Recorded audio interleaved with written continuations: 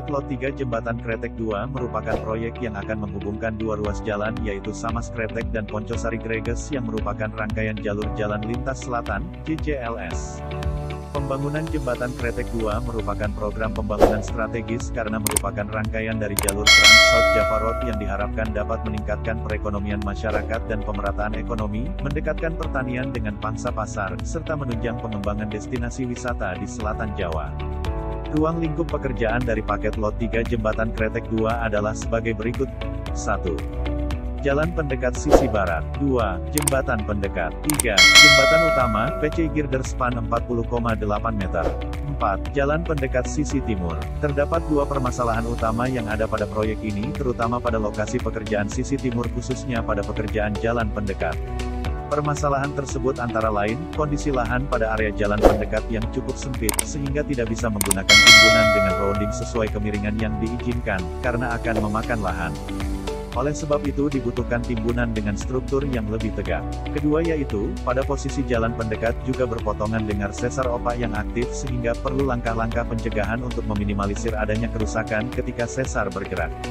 Untuk mengatasi masalah yang pertama, terkait kondisi lahan yang terbatas, maka dari proyek Lot 3 Jembatan Kretek 2 menggunakan struktur Geoforce Segmental Retaining Wall, GSRW, sehingga timbunan bisa menjadi tegak.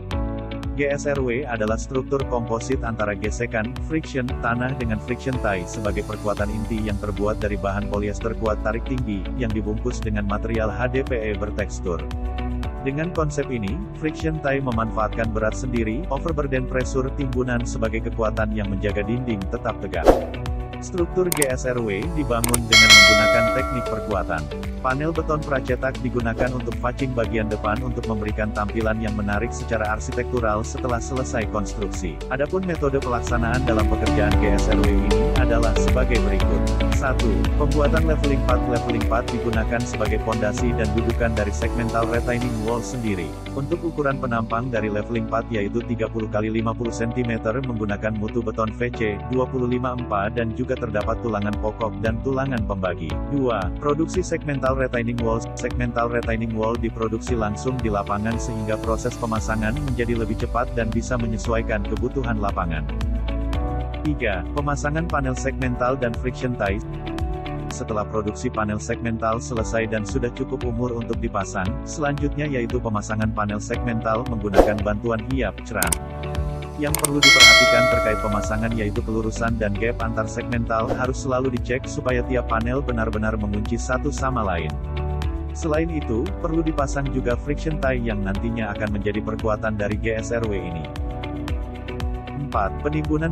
Selanjutnya yaitu proses penimbunan menggunakan material tanah yang sudah disepakati.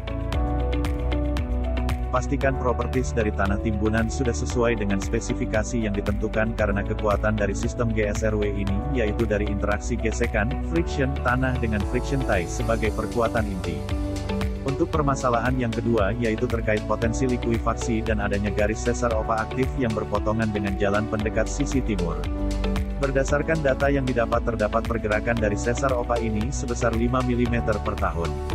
Terkait permasalahan tersebut maka, dilakukan kajian khusus dengan para tim ahli dan juga dari berbagai referensi yang ada. Sehingga, didapatkan hasil bahwa setiap bangunan disarankan untuk menjauhi garis buffer zone dengan zona aman sekitar kurang lebih 20 meter kanan-kiri dari garis sesar. Data tersebut diambil berdasarkan referensi yang ada di New Zealand. Hasil studi kasus dari kerusakan-kerusakan yang sudah pernah terjadi akibat adanya pergerakan dari sesar. Oleh sebab itu, pada paket Lot 3 Jembatan Kretek 2 khususnya pada area jalan pendekat perlu adanya perhatian khusus supaya kerusakan yang diakibatkan oleh likuifaksi dan sesar ketika terjadi bisa diminimalisir.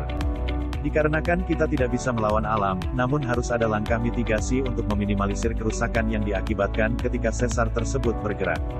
Sehingga, sebuah inovasi yang dilakukan oleh tim proyek adalah dengan memberikan kolom dilatasi pada dinding struktur GSRW, dengan jarak antar kolom kurang lebih 50 meter, diambil 25 meter kanan-kiri dari garis sesar sesuai hasil uji, survei pada area sesar. Tujuan dilatasi berupa kolom ini yaitu untuk meminimalisir kerusakan yang terjadi ketika ada reaksi sesar opak, sehingga kerusakan tidak menyebabkan kerusakan pada dinding struktur GSRW yang lainnya.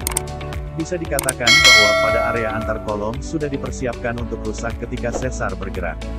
Demikian inovasi yang dilakukan oleh tim proyek Lot 3 Jembatan Kretek 2 untuk mengatasi masalah terkait oprit jembatan yang terkendala dengan lahan yang terbatas dan juga untuk meminimalisir kerusakan yang diakibatkan oleh adanya sesar.